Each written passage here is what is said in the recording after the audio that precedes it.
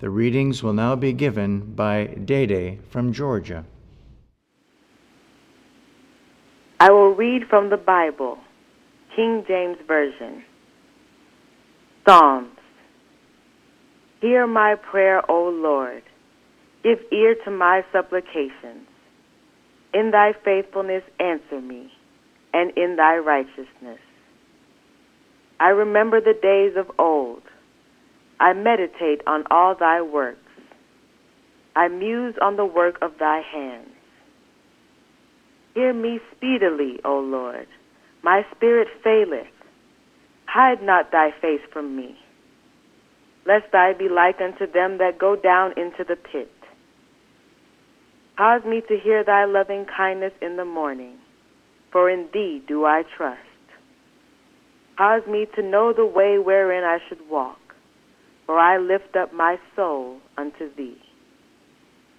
Teach me to do thy will, for thou art my God. Thy spirit is good. Lead me into the land of uprightness. Quicken me, O Lord, for thy name's sake. For thy righteousness' sake, bring my soul out of trouble. And of thy mercy cut off mine enemies, and destroy all them that afflict my soul. For I am thy servant.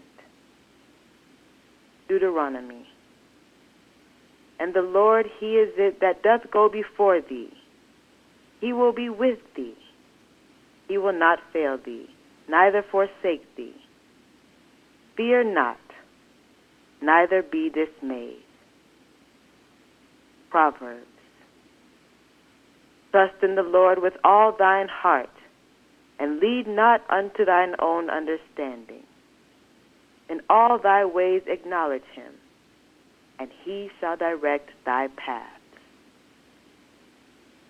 Genesis. And it came to pass after these things that God did tempt Abraham, and said unto him, Abraham.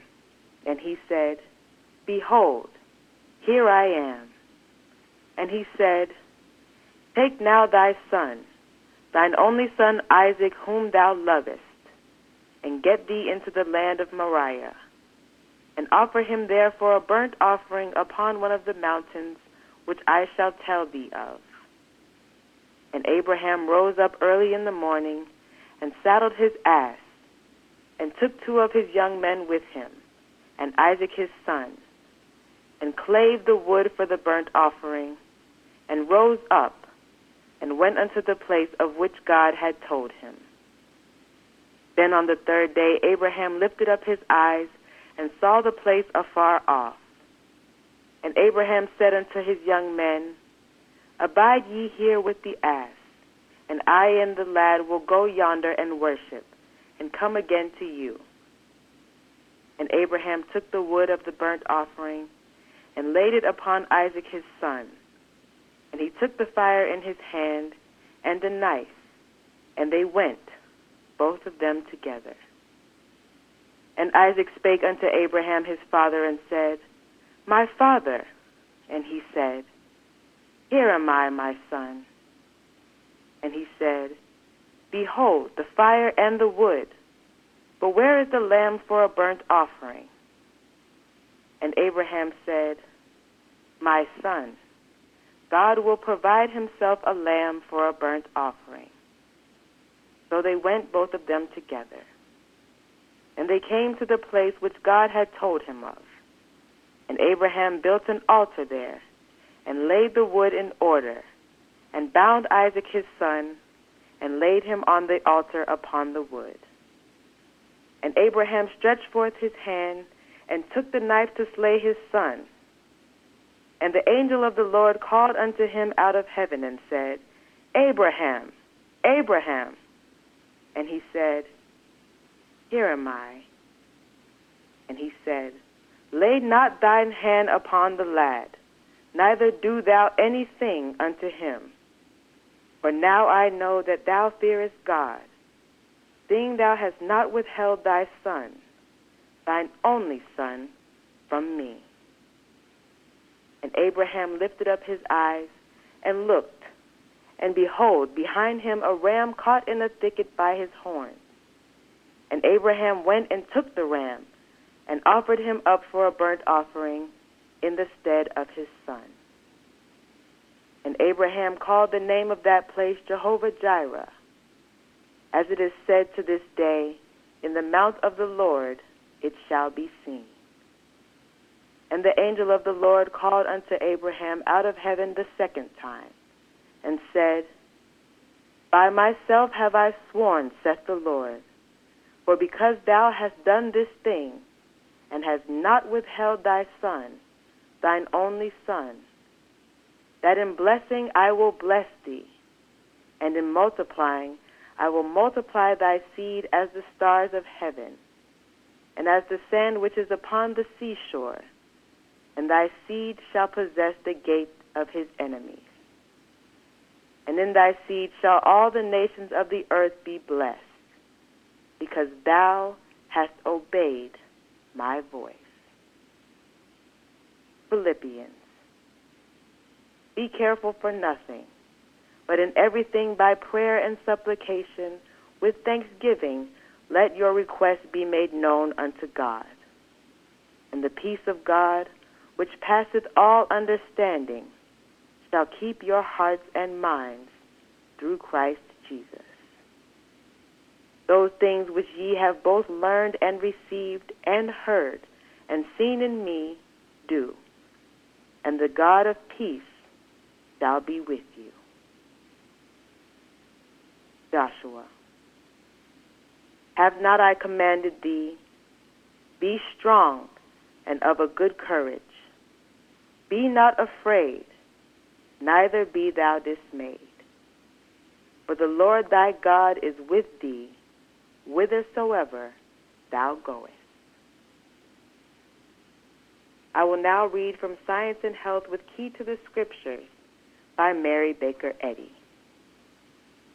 God, divine principle, life, truth, love, soul, spirit, mind. Man, God's spiritual idea, individual, perfect, eternal. Idea, an image in mind, the immediate object of understanding. To be with the Lord is to be in obedience to the law of God, to be absolutely governed by divine love, by spirit, not by matter. God creates and governs the universe, including man. The universe is filled with spiritual ideas which he evolves, and they are obedient to the mind that makes them. Abraham, fidelity, faith in the divine life and in the eternal principle of being. This patriarch illustrated the purpose of love to create trust in good and showed the life-preserving power of spiritual understanding. One kind of faith trusts one's welfare to others. Another kind of faith understands divine love and how to work out one's own salvation with fear and trembling. Lord, I believe. Help thou mine unbelief, expresses the helplessness of a blind faith, whereas the injunction, believe, and thou shalt be saved, demands self-reliant trustworthiness, which includes spiritual understanding and confides all to God. Spirit imparts the understanding which uplifts consciousness and leads into all truth. The psalmist said, "The Lord on high is mightier than the noise of many waters, yea, than the mighty waves of the sea." Spiritual sense is the discernment of spiritual good. Understanding is the line of demarcation between the real and unreal. Spiritual understanding unfolds mind, life, truth, and love, and demonstrates the divine sense, giving the spiritual proof of the universe in Christian Science. This understanding is not intellectual. It is not the result of scholarly attainments. It is the reality of all things brought to light.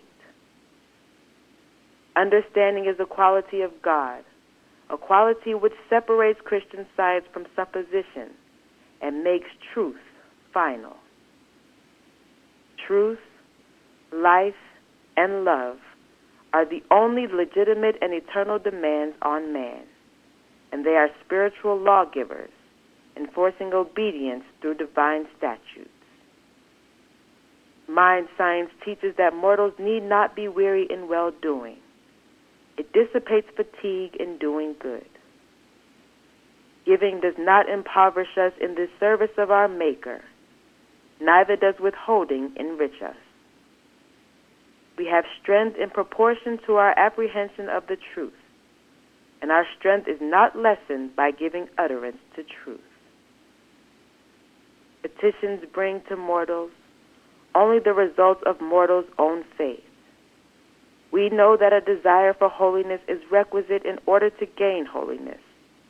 But if we desire holiness above all else, we shall sacrifice everything for it. We must be willing to do this, that we may walk securely in the only practical road to holiness. Prayer cannot change the unalterable truth, nor can prayer alone give us an understanding of truth. But prayer, coupled with the fervent habitual desire to know and do the will of God, will bring us into all truth. Such a desire has little need of audible expression. It is best expressed in thought and in life. Psalm 23. Divine love is my shepherd. I shall not want. Love maketh me to lie down in green pastures. Love leadeth me beside the still waters. Love restoreth my soul, spiritual sense. Love leadeth me in the paths of righteousness for his name's sake. Yea, though I walk through the valley of the shadow of death, I will fear no evil, for love is with me. Love's rod and love's staff, they comfort me. Love prepareth a table before me in the presence of mine enemies. Love anointeth my head with oil. My cup runneth over. Surely goodness and mercy shall follow me all the days of my life, and I will dwell in the house, the consciousness of love forever.